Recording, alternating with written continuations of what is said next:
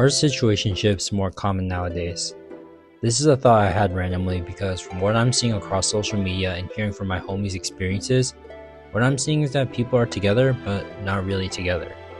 When we think of singles, we're talking about a person who isn't in a relationship at their current state and they're kind of just exploring opportunities, going on dates, getting to know people to ultimately find their person. What we find is that even if someone says they're single, chances are they fall into one of three categories. 1. They actually are single and aren't seeing anyone, talking to anyone at the moment. 2. They are technically single, but they're talking to someone but keeping their options open. 3. They are technically single, but they're still hung up on their ex. So let's get this straight. A relationship is when two people are together. Being single, that's when you're not with anyone. So what exactly is a situationship? There's such a weird middle ground that there isn't even a solidified definition to it. But if I had to explain it best in my own words, a situationship is a non-established relationship that has the benefits of being with someone without the full commitment. In essence, you're doing things in a relationship without being in a relationship. Confusing, I know. On the surface, it seems like a fun way to get to know someone. But on the other hand, what we find is that there's so much gray area behind this dynamic. What exactly am I talking about? Let me explain.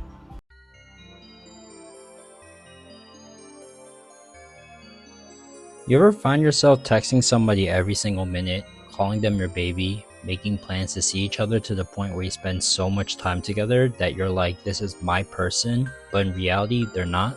When we look at a situationship, we're at a weird purgatory where you're in a relationship, but you're also not in one at the same time. The way everyone acts is so different because there's no boundaries that are set when you're in a situationship. What am I talking about? We all know that if we're single, we have free reign to talk to whoever we want and go on dates with whoever. There are no major boundaries that are set because as a single person, you're not bound to commit to a person. You can choose to have friends with benefits, or maybe you want to take dating seriously. Point being, you have the choice, and depending on that choice, you would then act accordingly. If you're in a relationship, you know that there are certain boundaries that you know you shouldn't cross. You're committed to a person, so things like meeting up with someone of the opposite gender secretly is messed up. You can't just talk to anyone, and obviously cheating is a big no-no. With situationships, you both can acknowledge that you like each other, open up to each other about personal stuff, hell, even have a level of physical intimacy. But the moment the "what are we" conversation comes up, you start to stutter and completely forget what you were going to say. Other people can feel different ways and do different things because there are no boundaries that are set. One person might think they could do whatever they want freely because they're not in a relationship, while the other person might only be loyal to them. Technically, they can go on dates with other people, and the other person has no say in it because they're not officially together. Situationships are never clearly defined, so technically, while you still have the title of being single, you're also investing emotional energy and time into this one person like it's a relationship. So when a situationship ends, the heartbreak feels even worse because you're left wondering about the what ifs. Nothing was clearly defined from the get-go, so what happens if you cut things off? Are you guys still friends? Technically, you went through a breakup, but it isn't a breakup because you weren't dating.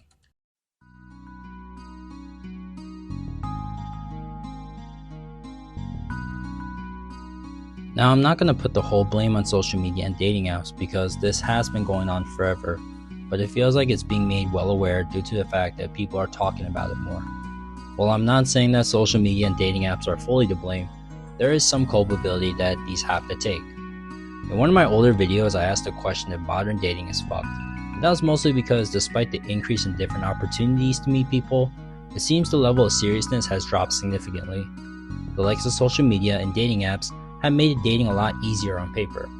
People are able to meet people that they have never known existed because dating apps showcase pretty much anyone who signs up. In that sense, people have more options. In an ideal world, we would be able to explore all the options that we have made available to us and then ultimately begin to narrow down the right people for us to meet. But it doesn't work like that. It's like when you go to a restaurant and see a very simple and concise menu. Sure, you don't have many options, but you're able to make a decision relatively quickly and be confident that you made the best choice with what was being given. What happens when you go to the likes of Cheesecake Factory and you have countless of options to choose from? You think you made the best choice, but then start to second guess. Then you start to look through the menu again and decide if you want to pick something else to eat. In a similar way, this is what social media and dating apps have done to us. And realistically, How can we commit to someone and have expectations if we can never focus on one person and always have our eyes wandering at the next best thing? We reach this weird place where we now can't decide whether we should be intentional with our actions on a date or if we should be nonchalant and act like we don't care. Because why should we give the effort of a relationship if the other person doesn't feel the same way? What we find is that yes, getting dates are easier, but the real question becomes, are these dates quality dates? Are we actually getting to know the person? Chances are a lot of times we're saying no.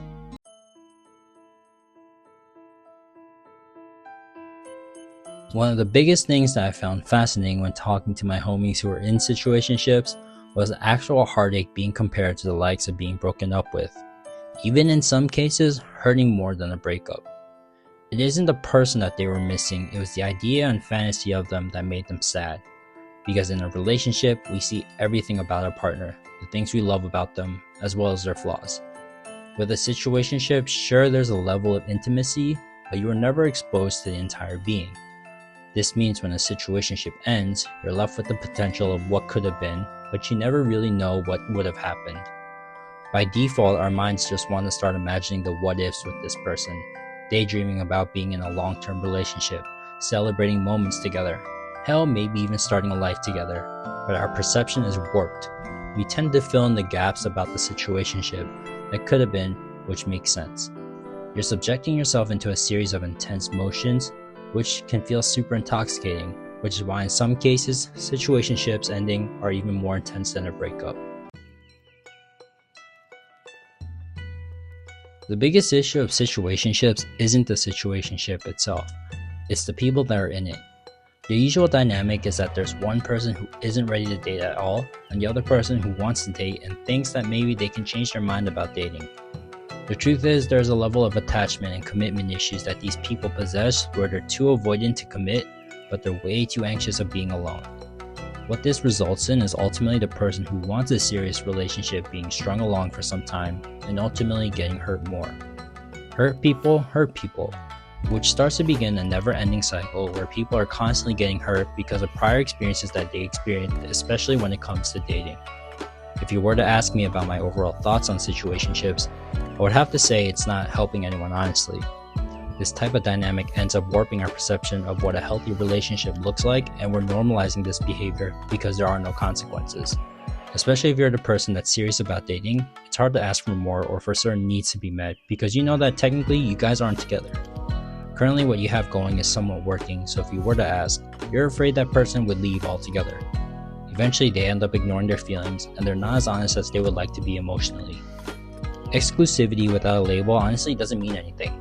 Even if you are committed to your situationship isn't committed to you unless they clearly indicate that they are and refer to you as their boyfriend or girlfriend.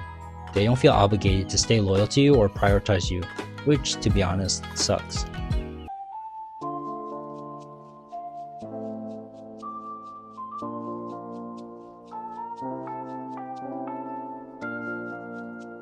I'm sure if you're serious about dating, you're worried about being in this situation, and maybe you think that I'm telling you not to date at all because it's a complete mess. Well, you're not wrong, but that's not what the intended message is. Honestly, when it comes to finding love, we're bound to get hurt and put ourselves in uncomfortable situations because the essence of being in a relationship is trusting someone else with our most vulnerable selves. But if we're too afraid of doing that, how can we really be open to wanting to build a connection with someone else? Just playing it safe won't allow us to get to know someone on a deeper level, so there is some inherent risk that is being taken when we are intentional with dating. If there is someone that you're interested in and want a relationship with, just tell them and be honest. If they say they don't want a relationship but want you to stick around, walk away and move forward. Getting rejected will suck, but it hurts a whole lot less compared to spending an extended period of time and then they tell you they're not serious about dating you. Don't subject yourself to this behavior because I promise you that it hurts a lot. By being authentically yourself, you start to filter out the people that aren't right for you and allow you to feel more confident in who you are. You never want to lose yourself in the process.